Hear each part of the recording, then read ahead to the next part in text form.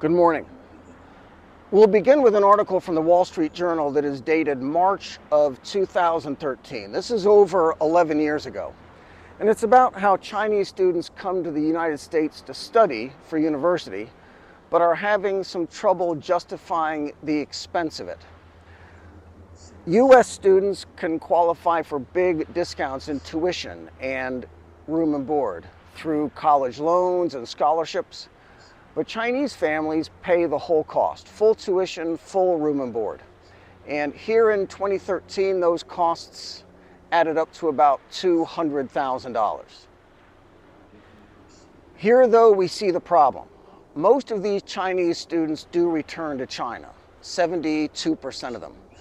But they learn that the U.S. degree doesn't help them much in the job market here. 70% of Chinese employers do not give preferential treatment to Haigui candidates, and 8% say they actually avoid hiring them. Haigui is the Chinese word for sea turtles, and it refers to students who go abroad to study and then return to China. The employers here say that the time the students spend in the United States comes at the expense of developing personal connections, or guanxi, compared to Chinese students who stay here and study in Chinese universities. There is a survey here of venture capital firms in China, and they discovered that Haigui VCs in China are less productive and less successful than the ones who studied here. Guanxi, personal relationships, were forfeited, and the students came back from the United States unprepared for how differently the industry works in China. And remember, this is from 2013, 11 years ago. Consider what has happened in a macro sense since 2013. The tuition costs that they were complaining about back then, they're twice as high now. They've doubled since then. During the COVID pandemic, U.S. universities actually increased tuition, even though they were conducting classes online. Outside the United States, the developments are even more significant. The Chinese were building universities that are now competitive in quality with Western universities and at 1/10 the cost. 2013 was also when the Belt and Road Initiative began. And fast forward to today, that program is drawing hundreds of thousands of international students to Chinese universities instead of to American ones. And it is this last thing, that university students who are going to study here in China instead of in the United States, this is going to pose serious long-term disadvantages for the United States in the future and advantages to China instead. Chinese universities are now rising fast up the global rankings. Here's Barron's from last September, a dramatic rise, they call it. There are two Chinese universities in the top 15 now, Tsinghua University and Peking University. In the top 100, China has 7 spots, up from just 2 a few years ago. In the top 400, they've got 30, up from just 15 schools 3 years ago. Times Higher Education has Tsinghua University at number 8, already in the top 10 and just ahead of Yale University. The Chinese universities now then enjoy the international reputation and prestige, going up head-to-head against our top Ivy League universities and our top public schools. So to top-tier international students, Chinese universities are already now in the conversation. Then we move over to cost. Here are the costs of tuition at the C9 universities for international students. The C9s are the top universities in China, called the C9 League. These universities here are world-class universities. That's not an opinion, it's just an objective fact. And the highest number on this page is $4,700 for Zhejiang University. Tsinghua University, which Times Higher Ed has ranked number 8 in the world, is $4,500 a year. That's the cost for international students to go to these universities. If an American university administrator looks at what the Chinese universities are charging for international students, he will think that the Chinese admins are crazy. If Tsinghua University is better than Yale University, they should be charging international students accordingly, much more. Tsinghua could be using their prestige and their ranking as a profit center for the university.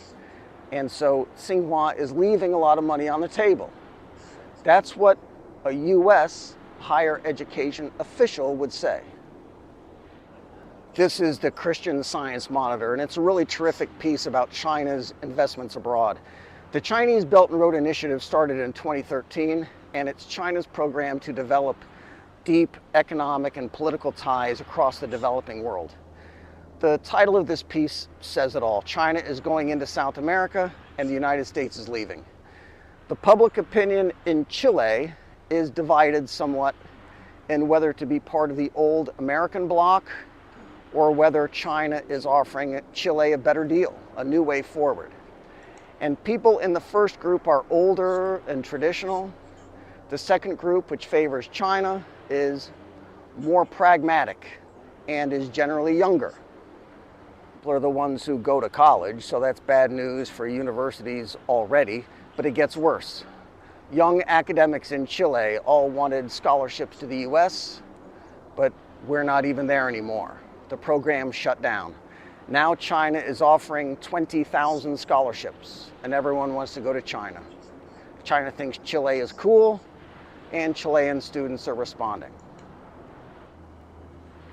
And what is happening in Chile is happening all across Latin America, all across Africa, all across Asia, all across Central and Eastern Europe. American students aren't coming to China to study, but everyone else seems to be. There are foreign engineering students living in my building, getting PhDs and master's degrees in biotechnology. China is paying them a stipend to study here, and the university is covering the apartment rent. And I live in a nice building, 5-minute walk to the beach, this one right here. So why is the Chinese university paying them nice money instead of the other way around? And if you look at the program on the basis of ROI, the Chinese university is losing money. So why are they doing it? University graduates don't really know anything when they graduate university. So they take a job as an entry-level position. 10 years later, though, they're not entry-level. Now they're running a department. In 20 years, they're in charge of a division. In 25 years, they're the head of a company. They're in charge of a hospital or in charge of a municipal government. They run industries and trade groups and universities. They run mines and ports and railroads and airports and space programs. And these 20,000 kids from Chile and the hundreds of thousands of others from other countries, as they go up the career ladder, who are they going to do business with? They have friends and they have classmates and business associates and alumni networks. People they met here when they were studying here in China. Will they be friendly with them? Prefer to do business with them?